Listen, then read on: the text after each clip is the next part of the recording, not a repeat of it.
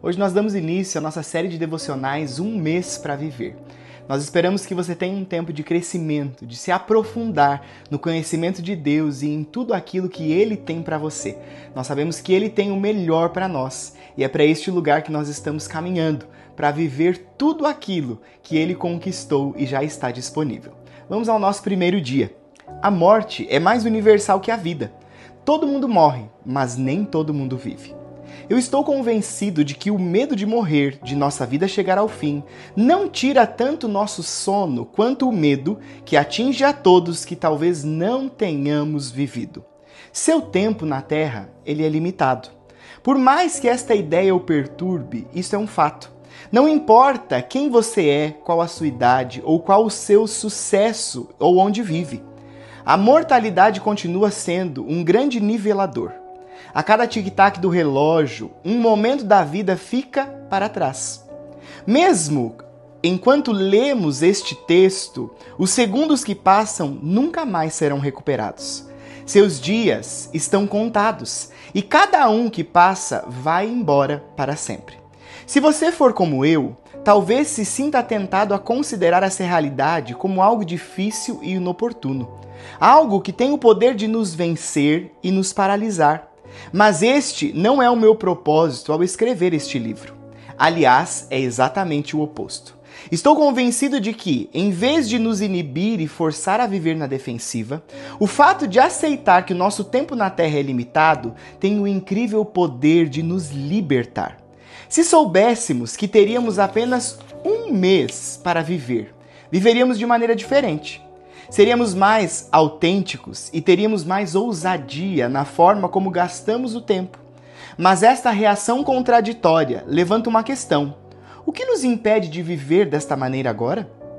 Minha motivação para encontrar a resposta, e melhor ainda, para vivê-la e ajudar você a vivê-la, nasceu da experiência no ministério.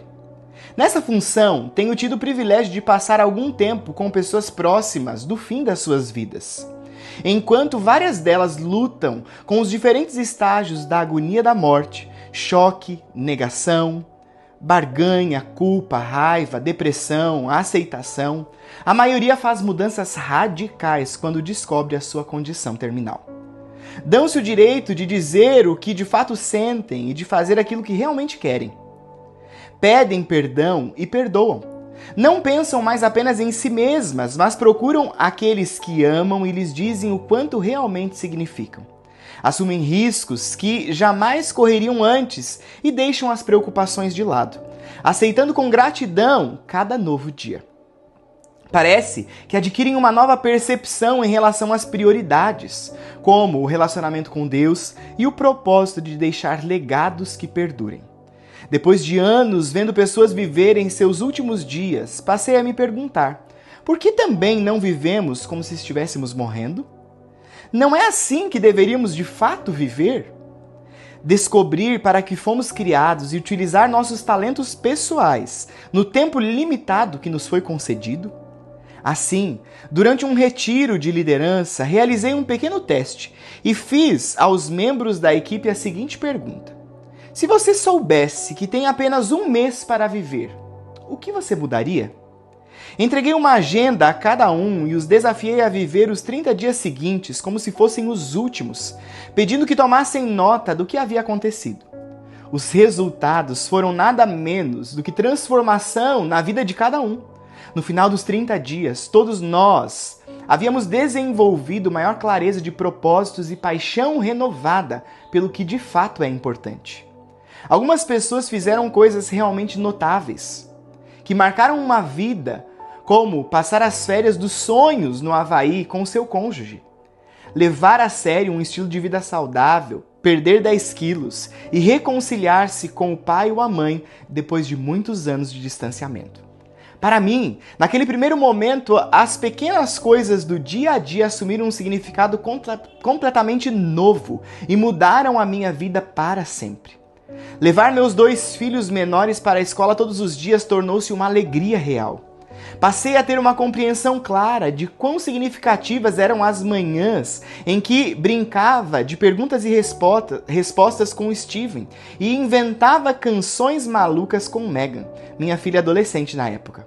Firmei o propósito de uma vez por semana, depois da aula, ir com os meus filhos mais velhos, Ryan e Josh, ao restaurante favorito deles para bater um papo.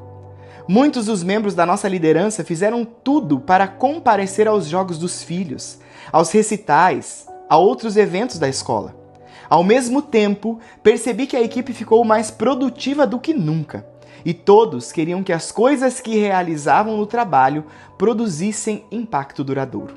A partir disso, passei a acreditar que o estilo de vida de um mês para viver é universal em princípios, mas singular na sua expressão.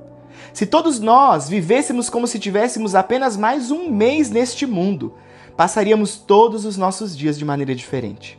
De forma singular para nós, e ainda assim, acredito que todos experimentaríamos uma vida mais plena que poderia deixar um legado para a eternidade. Talvez nenhum lugar represente melhor a eternidade do que um cemitério. Não é surpresa que eu seja fascinado por velhas lápides e pela vida que elas representam. As datas gravadas em alguns dos antigos monumentos e placas de sepulturas que há na região de Houston, onde vivo, datam do século XIX. Minha imaginação me leva a várias histórias que as lápides contam. Fico pensando como era a vida em 1823 ou 1914. Sei que as pessoas daqueles tempos tinham os mesmos problemas e dores que qualquer um tem na vida, mas fico pensando se elas sentiam tão estressadas e pressionadas como eu. A tecnologia e os recursos modernos revolucionaram a vida no século XXI, mas a que custo? Olhando para as velhas lápides, não posso deixar de reconhecer que vidas inteiras estão agora diante de mim, reduzidas a 2 datas ligadas por um pequeno traço. Algumas placas incluem fatos ou citações, versículos bíblicos ou lembranças tocantes, mas a vida de cada pessoa constitui, na verdade, naquilo que aconteceu entre aquelas 2 datas. Resume-se ao que abrange este traço. Olho para o traço da lápide de uma pessoa em particular e penso: pelo que ela viveu? Quem ela amou? Quais foram as suas paixões? Quais foram seus maiores erros e principais arrependimentos? Quando paramos para pensar, vemos que não temos controle sobre muitas coisas na vida. Não decidimos aonde iríamos nascer, quem seriam os nossos pais, ou em qual cultura ou período histórico nós viveríamos. Tampouco decidimos as datas colocadas em nossa lápide. Não sabemos quando nosso tempo aqui acabará. Pode ser que semana que vem, no próximo ano, ou daqui a muitas décadas. Somente Deus sabe. Nossa vida está nas mãos dele. Mas há uma coisa sobre a qual temos bastante controle. Precisamos decidir como iremos usar o nosso traço. Você tem de decidir como gastar seu pequeno traço de tempo entre as 2 datas que limitam sua existência na Terra. Em que você está gastando o seu? Está vivendo o traço sabendo exatamente quem é e por que você está aqui? Ou está simplesmente lutando para viver, gastando apressadamente preciosos momentos em busca de coisas que realmente não são importantes? O salmista orou assim: ajuda-nos a entender como a vida é breve, para que nós vivamos com sabedoria. Salmos 90, 12. Deus quer que percebamos que o nosso tempo na Terra é limitado, de modo que o gastemos de forma sábia, mas Ele nos dá a capacidade de escolher como gastar esta moeda tão valiosa. Nenhuma mudança é exigida.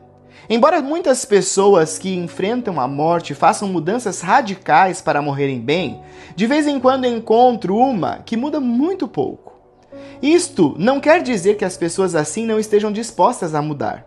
É que viveram de maneira tão livre e autêntica que a notícia do final iminente da vida não vira o seu mundo de cabeça para baixo. Naturalmente, elas lamentam e sofrem quando recebem a notícia. Elas se entristecem por causa da família e das pessoas que amam.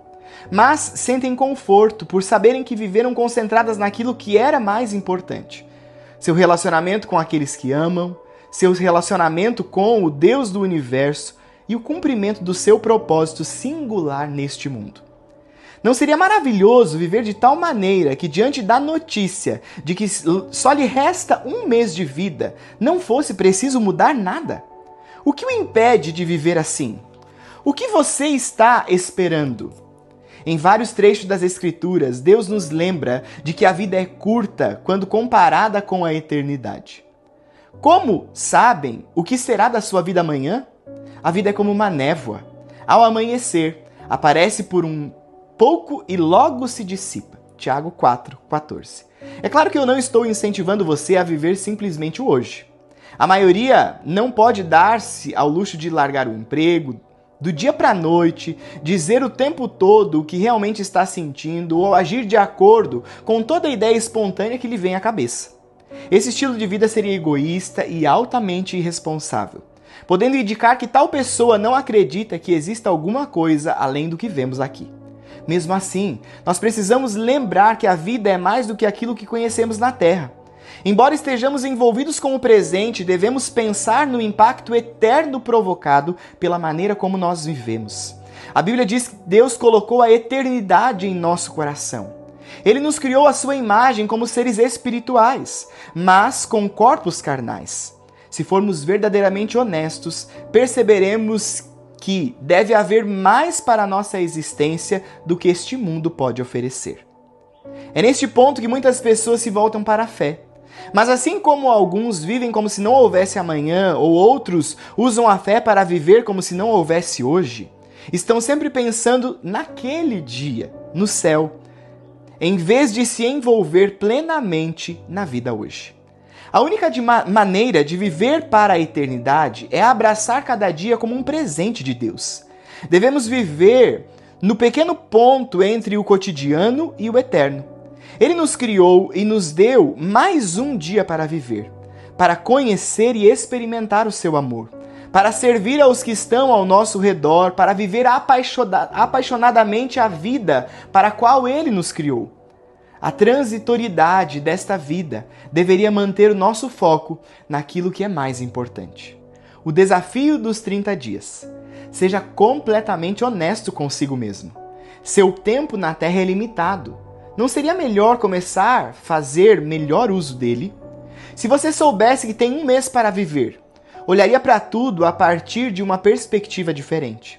Muitas coisas que faz agora, coisas que parecem muito importantes, perderiam imediatamente o sentido. Você veria com total clareza o que de fato importa e não hesitaria em ser espontâneo abrindo seu coração. Não deixaria para amanhã o que precisa ser feito hoje. O modo como viveria este mês seria a maneira como desejaria ter vivido a vida toda. Se você soubesse que tem apenas um mês para viver, sua vida seria radicalmente transformada. Mas por que esperar até receber um diagnóstico de câncer ou perder um ente querido para aceitar esta verdade e permitir que ela o liberte? Não queremos tudo o que a vida tem a oferecer? Não queremos cumprir o propósito para o qual nós fomos criados? A vida não seria muito mais satisfatória se vivêssemos desta maneira? Desafio você a começar a viver como se tivesse apenas um mês de vida. E escrevemos este livro para ajudá-lo. Existem 4 princípios universais no estilo de vida de um mês para viver. Viver apaixonadamente, amar completamente, aprender humildemente e partir corajosamente. Seguindo este esquema, dividi o livro em 4 sessões ou semanas e incentivo você a viver os próximos 30 dias como se fossem os últimos. Para cada dia há um capítulo que vai ajudá-lo a concentrar-se no princípio daquela semana. Cada capítulo contém 2 destaques para inspirar a sua experiência de 30 dias para viver. Em cada capítulo há um quadro intitulado Vale a Pena Refletir, com perguntas desenvolvidas para ajudá-lo a examinar a sua vida e concentrar-se naquilo que é mais importante. Outro destaque chamado Para a Vida Toda aparece ao final de cada capítulo e oferece maneiras de agir de acordo com o tema do dia. Estes pontos práticos não exigem que você faça lições de casa, mas o inspiram a criar trabalhos de vida, maneiras pelas quais você personaliza o material aplicando a si mesmo. Talvez queira reservar um tempo para pensar mais a respeito destes itens, para escrever um diário sobre cada ponto e orar por eles. Se você estiver lendo este livro em um grupo, será uma ótima oportunidade para discussão. Independentemente do uso que fizer dele, minha esperança e oração é que você pense seriamente naquilo que mais deseja extrair da vida e no que o impede de alcançá-lo. Espero que aceite o fato de que algum dia sua vida chegará ao fim e, tendo isso em mente, comece a viver cada dia de maneira plena. Não é preciso passar por uma crise para avaliar como viver plenamente. Se você está disposto a assumir este desafio de 30 dias, esteja preparado para uma mudança radical na sua vida. Você pode viver sem arrependimentos e de forma tão abundante que se perguntará como pôde contentar-se com menos do que isso. Não há nenhum momento como o presente, o agora, para começar. Ler este livro leva tempo, seu bem mais precioso, e prometo que nenhum segundo que dedicar à leitura e ouvir a leitura destas páginas será desperdiçado. À medida que você descobrir a vida para o qual foi criado, hoje pode ser realmente o seu primeiro dia de uma vida sem arrependimentos. Declare que hoje é o começo de um mês que certamente mudará a sua vida, para a vida toda. O mais rápido possível, sem pensar muito, faça uma lista de 5 itens que mudaria na vida se soubesse que tem apenas um mês para viver. Escolha pelo menos um para começar a mudar hoje, neste exato momento. Descreva em que aspectos gostaria que a vida fosse diferente ao final da leitura deste livro. O que o levou a abrir este livro? O que está acontecendo em sua vida agora e que o levou a pensar em quem você é e por que você está aqui? Diga a pelo menos uma pessoa, um amigo, um familiar ou um colega de trabalho que você está nesta jornada. Peça que esta pessoa anote em sua agenda o compromisso de, dentro de um mês, contando a partir de hoje, perguntar a você de que maneira a sua vida mudou. Que Deus te abençoe.